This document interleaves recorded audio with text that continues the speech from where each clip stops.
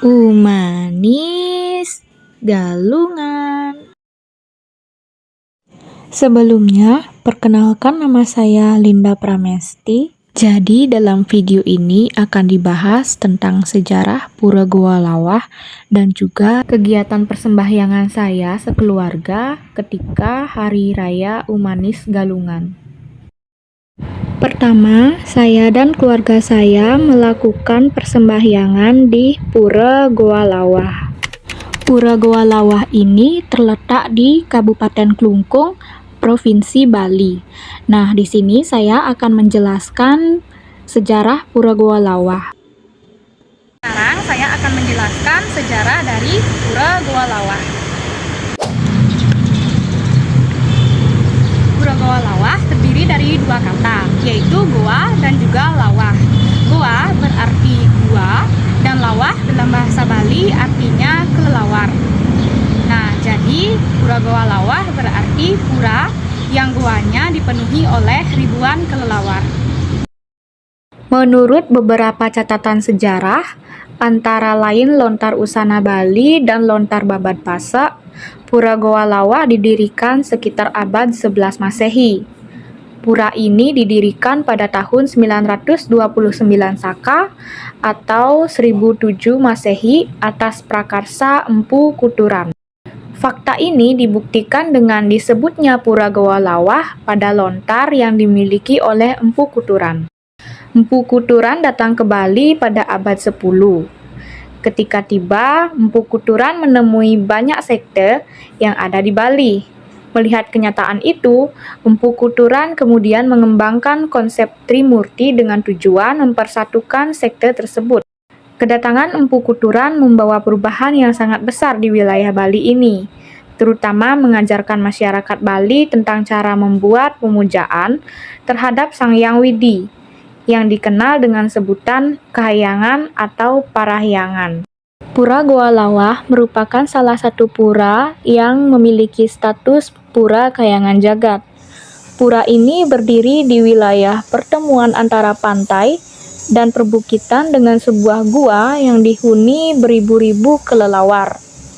Lontar Padma Buana menyebutkan Pura Goa Lawah merupakan salah satu Kahyangan Jagat atau Sad Kahyangan sebagai stana Dewa Maheswara dan Sang Hyang Basuki dengan fungsi sebagai pusat nyegara gunung.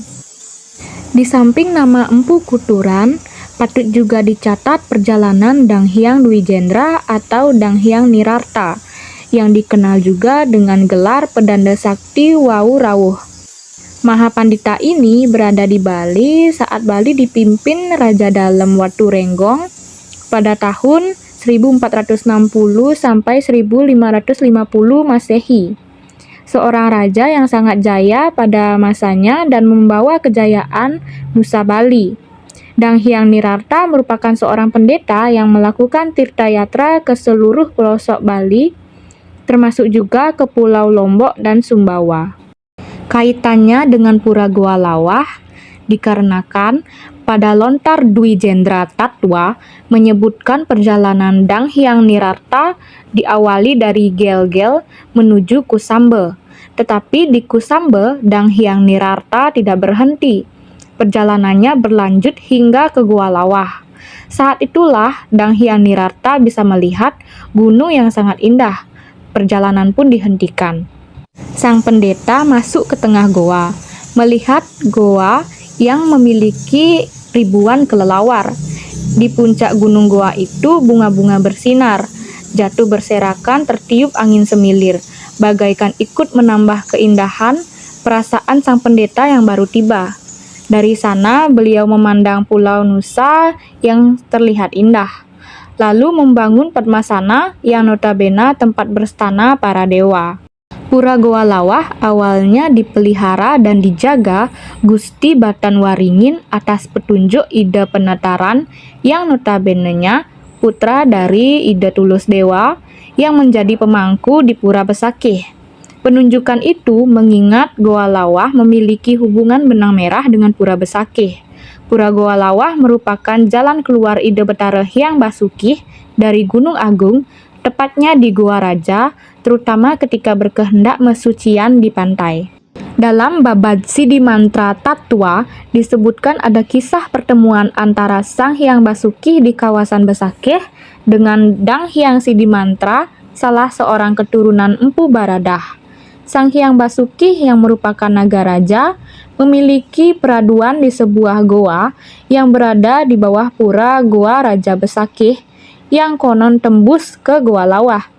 Dalam hubungan ini, acap kali terlihat secara samar sosok seekor naga keluar dari pura Goa Lawah, menyeberang jalan lalu menuju pantai. Orang percaya itulah Sang Hyang Basuki yang berdiam di goa sedang menyucikan diri mandi ke laut. Goa dari pura Goa Lawah ini menurut krama pesinggahan tembus di 3 tempat masing-masing, yaitu di Gunung Agung atau Goa Raja Besakeh, lalu di Talibeng dan Tangkit Banghang. Ketika Gunung Agung meletus di tahun 1963, ada asap yang mengepul keluar dari muara Goa Lawah. Ini merupakan suatu bukti bahwa Goa Raja Besakeh tembus di Goa Lawah. Jika menengok ke belakang, yakni pada zaman Megalitikum, di mana pada zaman itu selain menghormati kekuatan gunung sebagai kekuatan alam yang telah menyatu dengan arwah nenek moyang yang mempunyai kekuatan gaib, juga menghormati kekuatan laut di samping kekuatan-kekuatan alam lainnya, seperti batu besar, goa, campuhan, kelebutan, dan lainnya. Dalam kehidupan masyarakat Bali yang kental dengan pengaruh dan sentuhan agama Hindu, pemujaan terhadap kekuatan segara gunung memang merupakan dresta tua. Tetapi saat ini masih bertahan dan terus berlanjut, karena pada intinya pemujaan terhadap dewa gunung atau dewa laut sesungguhnya telah mencakup pemujaan kepada kekuatan alam yang notabene-nya penghormatan yang amat lengkap. Atas dasar itulah pura yang awalnya sangat sederhana itu kini lebih dikenal sebagai kekuatan alam yang bersatu dengan kekuatan magis arwah nenek moyang. Laut yang berada di depan pura Goa Lawah sekarang telah menyatu dengan segala kekuatan yang dihormati dan dipuja masyarakat guna mendapat ketentraman dan kesejahteraan hidup. Nah, dari kilasan penjelasan tadi, jelas bahwa pura Goa Lawah memiliki sejarah yang cukup panjang, berawal dari pemujaan alam, goa kelelawar, gunung, dan laut di zaman Megalitikum, lalu dikembangkan atau ditata dan kemudian dibangun pelinggih-pelinggih stana para dewa dan batara oleh Empu Kuturan pada abad ke-10. Kemudian disempurnakan lagi dengan membangun Padmasana oleh Dang Hyang Dwijendra pada abad ke-14 sampai abad ke-15. Lengkaplah keberadaan pura Goa Lawah seperti yang kita lihat saat ini.